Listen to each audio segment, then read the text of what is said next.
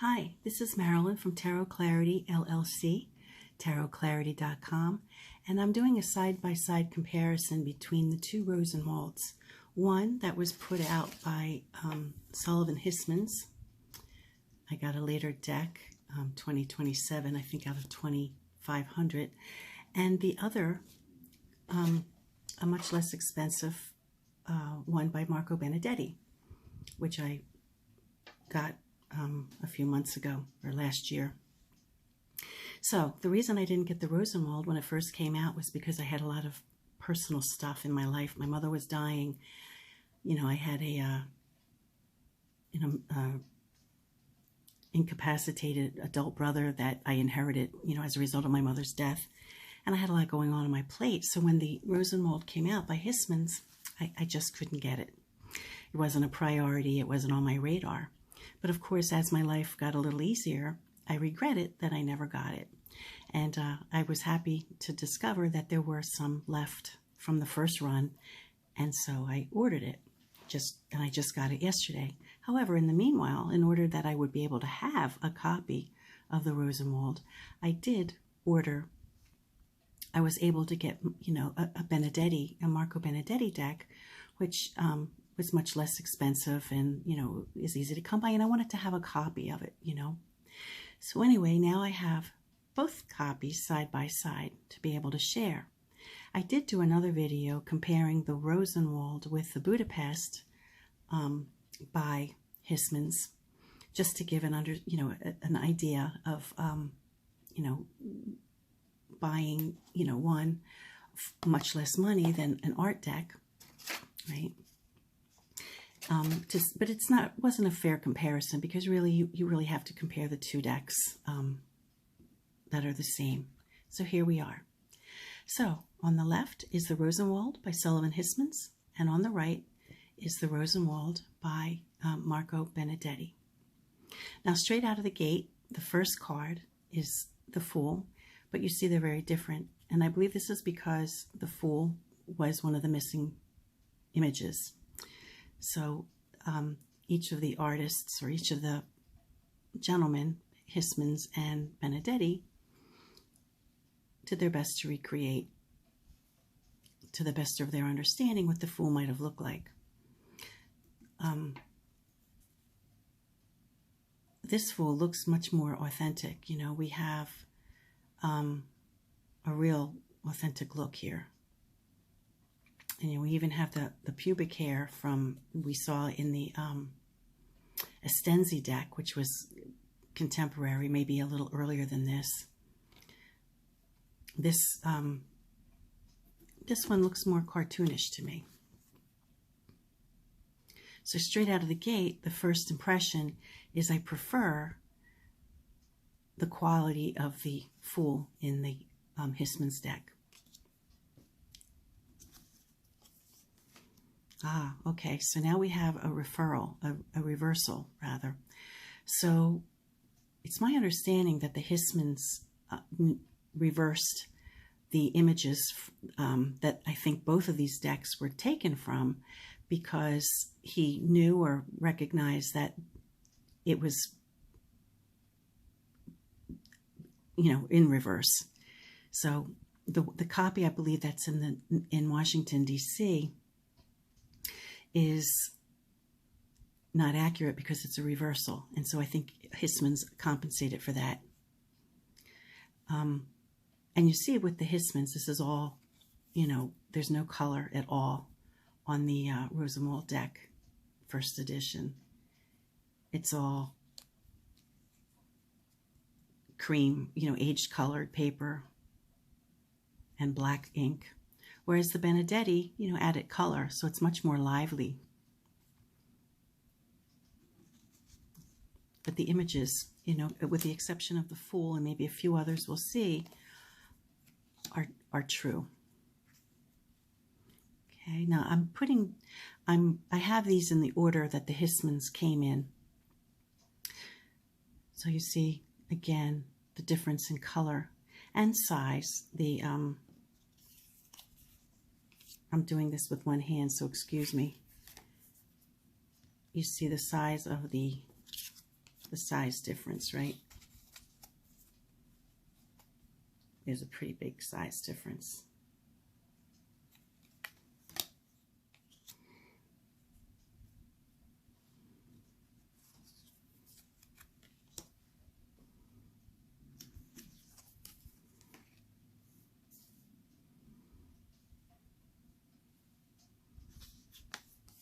So I do find the color, very satisfying. Of course, these were just, sheets, right? Uncolored sheets.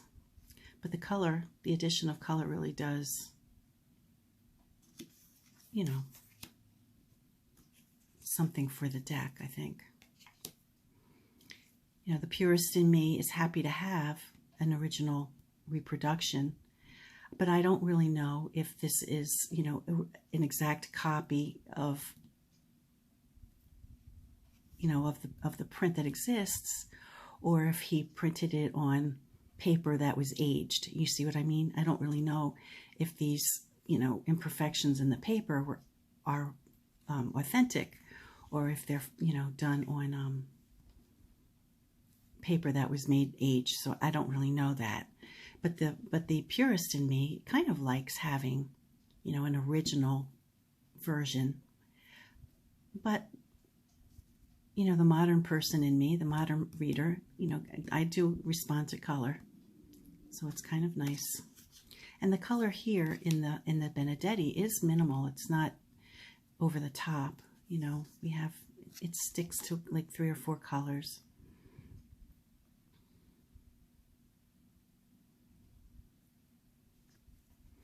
Now this one isn't in reverse, which is interesting. So some of them they might have gotten right, Yeah, another one that's not in reversed.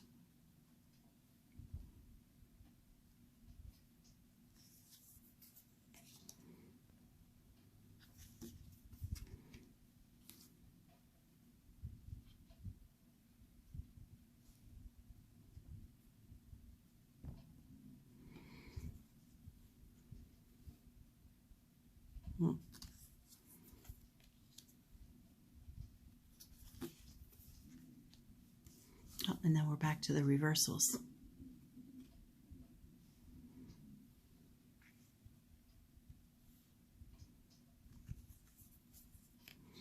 And you'll notice some of them are not numbered, and then some of them are just, numbered peculiarly. We have here 10 for the Chariot, but in the Benedetti, there is no number. So I'm kind of confused. I don't know if these were the numbers that were in the actual run, and Hismans just reproduced it exactly the same way, which is what I believe he did.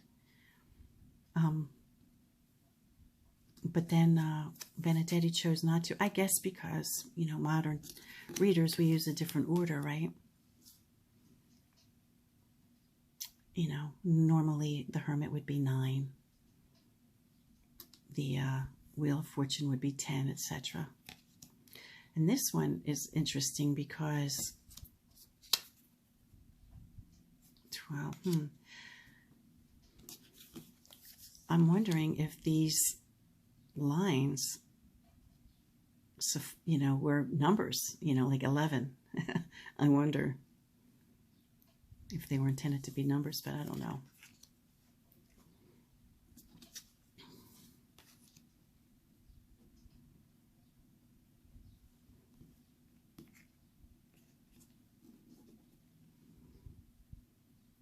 And the wheel is different. You'll notice the face on this person.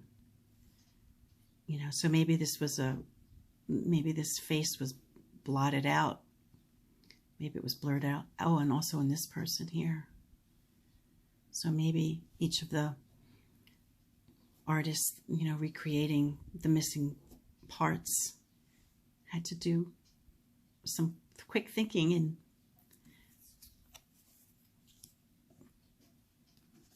replace the pieces that were missing. Another reversal.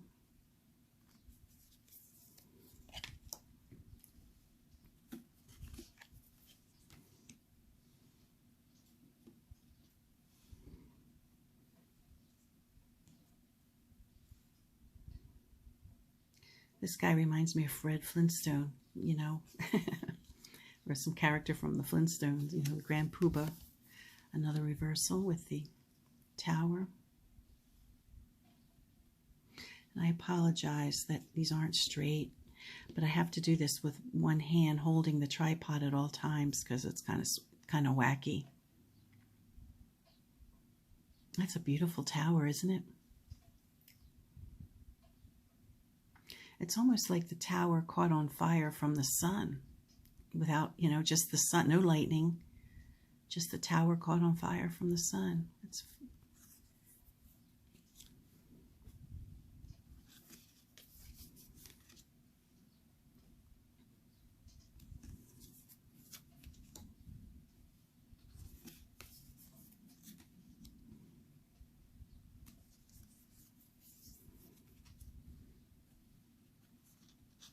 I'm not sure I understand what these things are. It almost looks like bunting, you know, but that's just my modern eyes. Wow, that's beautiful. Both of them are beautiful. Both of these suns are just lovely.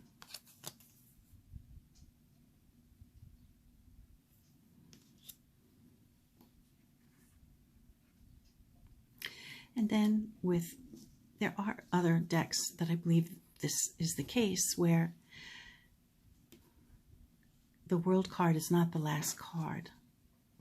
And if you follow, if you put yourself in the Christian mind frame of Renaissance Italy, you know, the world, if it represented, you know, Christ's ascension into heaven,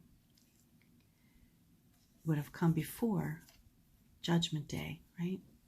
So Judgment Day in this early tarot is the last one. And we don't really know with the Sforza decks because they were not numbered. So regional players would have known what value their area put on the cards. I guess most cards, early cards, didn't have numbers.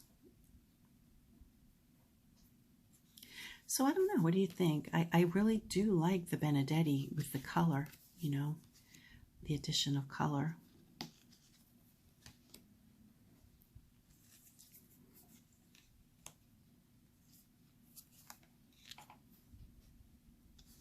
And the size, I like the small size. I do like small size tarot because then I could fit more on my table surface, you know.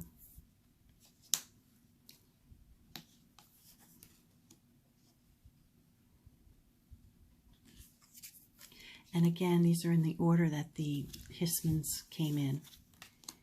So I put the Benedetti one in the same order. So the coins came first. Actually, the pip cards came first in the Hismans. I just showed the trumps first because everybody likes to see those. So if you bailed out on me, at least you saw the trumps, right?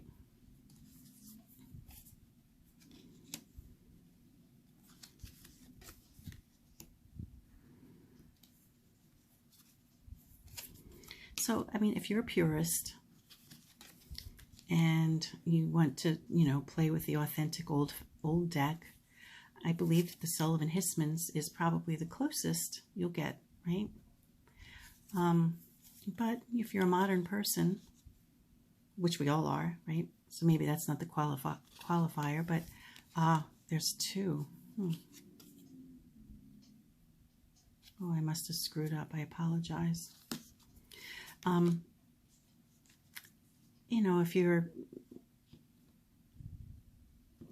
not so interested in the historic accuracy or the, you know, having an exact replica, you know, the Benedetti, again, my conclusion from my last video is that the Benedetti is a fine option because it's a lot less expensive and, you know, it appeals more to the modern eye.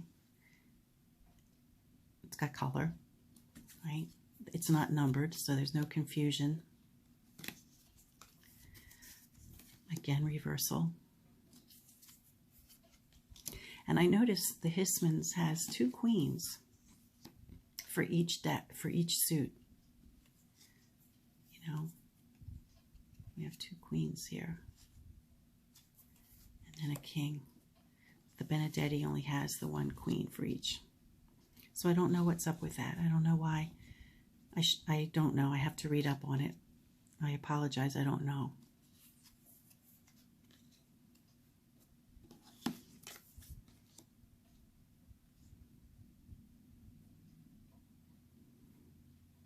Wait, it's a beautiful ace, isn't it? And it's very pretty here as well.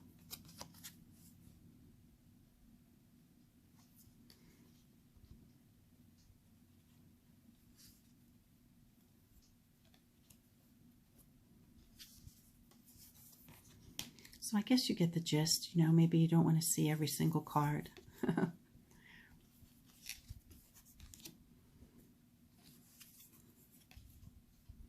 Let's cut to the chase. Let's go. Let's skip a few. Let's go to the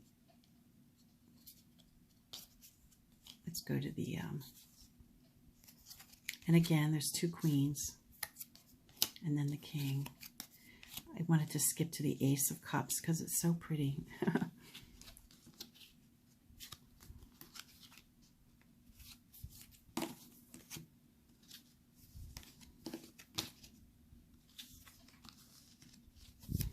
Isn't that lovely?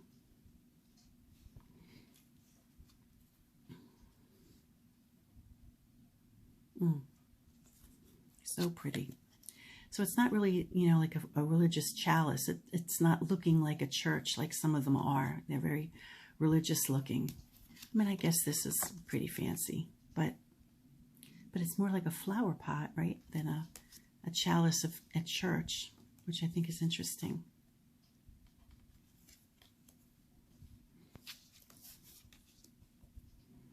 And we'll cut to the next ace.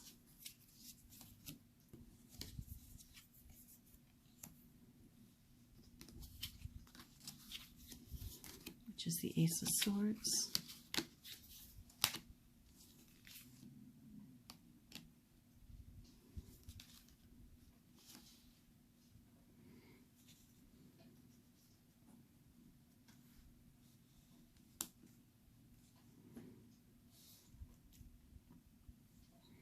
Just lovely. And again, in reverse.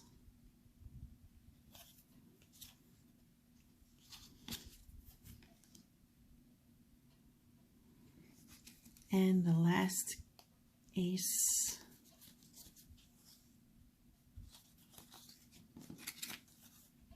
Oh, I guess this was the last ace.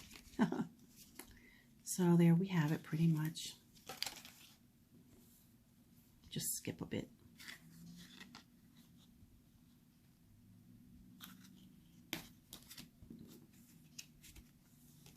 You get the idea, right?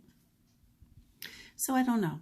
I mean, unless you're a real purist and you really like the historical aspects of a deck, which I do. I appreciate owning this deck.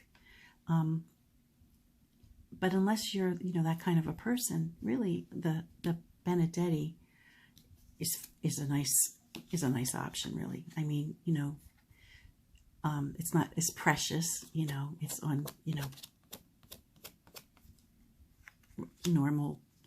modern cardstock. It's colorful, so it really livens up the image, you know. And you know, it's a fine copy to have. So if you want to have a copy of the Rosenwald and the Budapest, but you don't have the money to invest in, you know, high quality art, you know, and if you're not really so keen on necessarily having, you know, historic reproductions exactly, you know, the Benedetti might be a really nice option for you to have. Anyway, until next time, please be well. Peace.